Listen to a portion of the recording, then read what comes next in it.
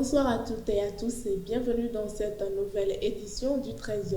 À la une de l'actualité, le gouvernement béninois a décidé de la requalification urbaine du parcours rituel de la Gani à Neki afin de valoriser cet événement sur le plan touristique du pays.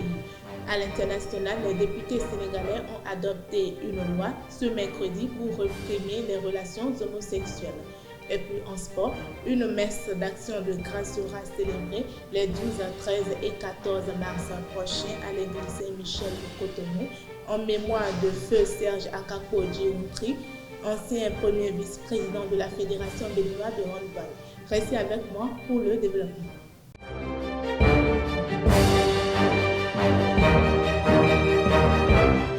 Rebonsoir à tous. Comme je l'annonçais en titre, le gouvernement a décidé ce mercredi 11 mars 2026 en Conseil des ministres de la requalification urbaine du parcours rituel de la Gani à Neki, commune située dans le nord-est du Bénin.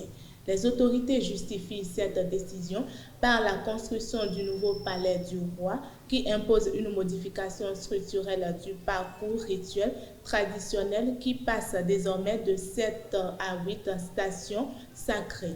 Le gouvernement a autorisé la contractualisation pour les travaux de requalification des stations et du parcours afin de préserver la cohérence culturelle, renforcer la sécurité des participants et valoriser davantage l'événement sur le plan touristique. L'épanouissement d'un enfant dès le bas âge dépend de plusieurs facteurs. L'environnement familial, l'éducation scolaire et l'attitude des parents jouent un rôle essentiel dans son développement. Mais quels sont les réels moyens qui favorisent l'épanouissement d'un enfant et comment les parents doivent-ils agir face aux bêtises de leurs enfants? Pour mieux comprendre ces questions, nous avons rencontré Saïd Sotiman-Chantipo, socio-anthropologue à l'Université de Parakou, qui nous apporte des éclairages. Suivez son intervention au micro de Jean Aclé. Il faut veiller à l'épanouissement de l'enfant dès le bas âge parce que l'adulte, d'accord, est le résultat du processus de croissance de l'enfant. L'adulte est le résultat de l'enfant. Donc, un enfant bien épanoui, d'accord, va donner demain un adulte épanoui et bien. Un enfant qui a connu des frustrations dans son enfance, excusez de répéter comme ça, va demain donner un adulte frustré, qui ne sera pas épanoui. Donc pour qu'un adulte, qu'on ait des adultes épanouis et rayonnants, il faut donc que le processus donc, de socialisation de l'enfant se fasse très bien, de façon épanouie. Qu'il soit éduqué sur tous les 5 besoins fondamentaux, mais aussi qu'il ait des conditions pour s'épanouir, c'est-à-dire donc jouer, etc. Parce que sans un cadre qui permette à l'enfant donc de jouer, il ne pourra pas être épanoui. Donc le jeu est un critère essentiel de l'épanouissement de l'enfant. Contrairement même à l'adulte, l'enfant a besoin de beaucoup jouer. C'est pourquoi, je crois qu'il y a une ONG qui exerçait au Bénin ici, qu'on appelait Right to Play, le droit au jeu. Donc, il fallait qu'on donne la possibilité aux enfants de jouer pour pouvoir s'épanouir. C'est fondamental. Au-delà donc des besoins fondamentaux, se nourrir, s'éduquer, etc., l'enfant a besoin de jouer pour s'épanouir. Et l'enfant apprend beaucoup par les jeux, puisqu'ils doivent pouvoir, donc d'abord aux besoins fondamentaux de l'enfant, mais aussi à son épanouissement, donc à tout ce qu'il faut pour que l'enfant puisse grandir dans la quiétude et dans un plein épanouissement. Le second niveau de socialisation après la famille est un cadre d'épanouissement total de l'enfant, puisque à l'école, l'enfant apprend à intégrer le groupe de ses amis, il apprend à jouer donc avec ses amis et tout ça, donc développe d'autres potentialités que la famille ne pourrait pas développer.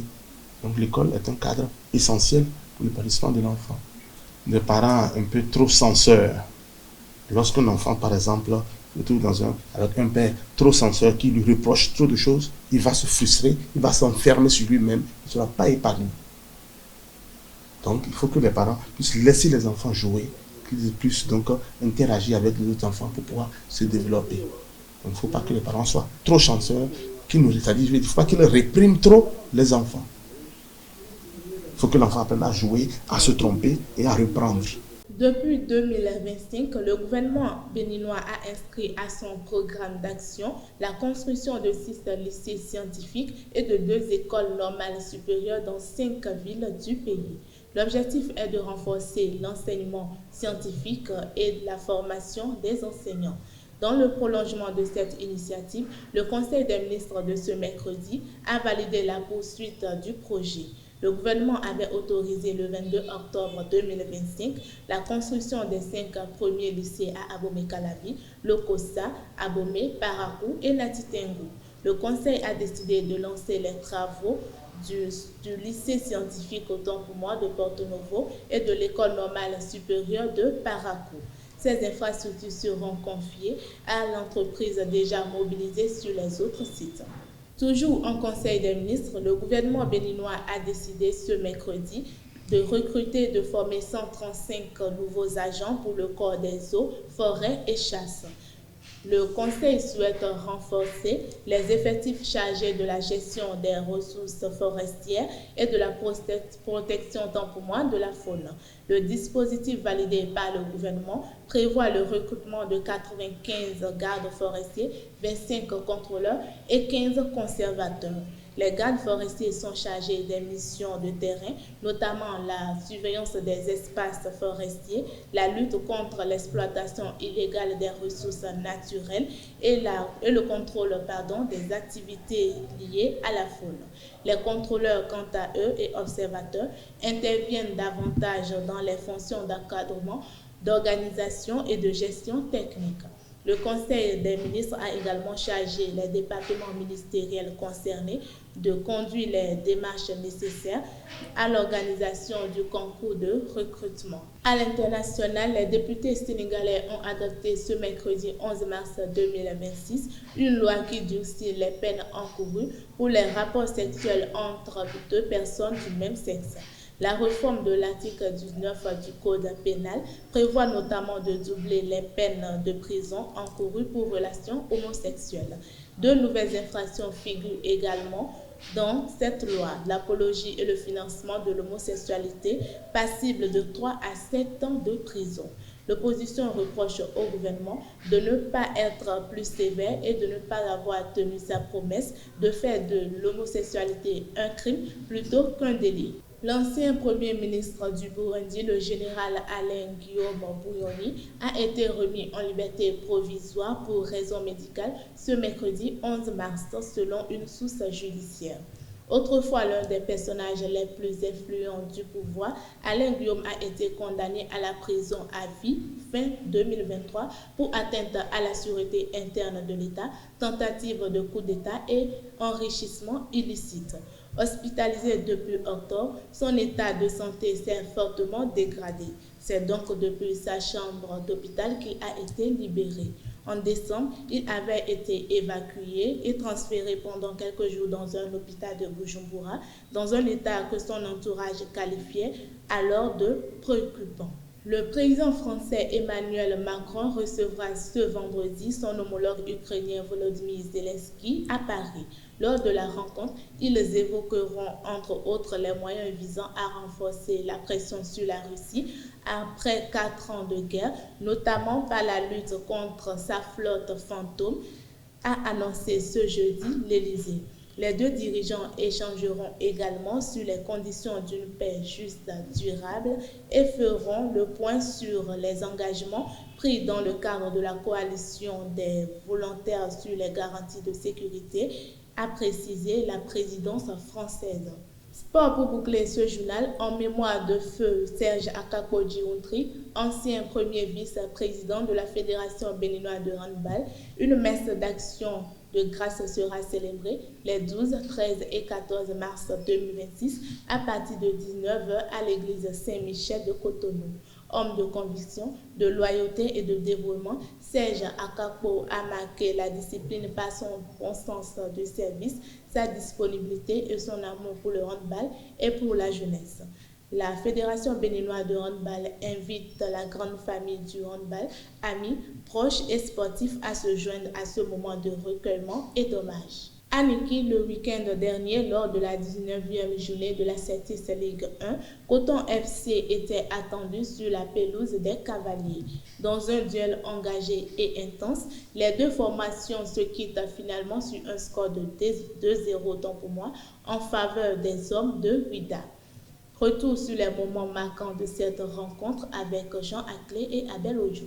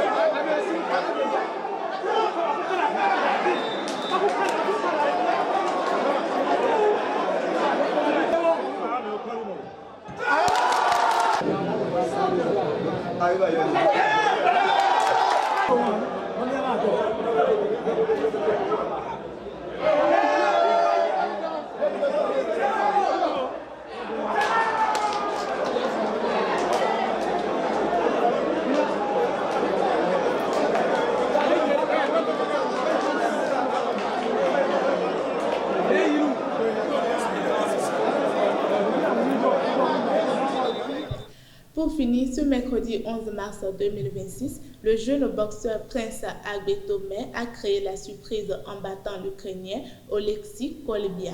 Cet exploit permet au Bénin d'éliminer l'Ukraine du championnat du monde de boxe U19 qui se déroule actuellement en Thaïlande.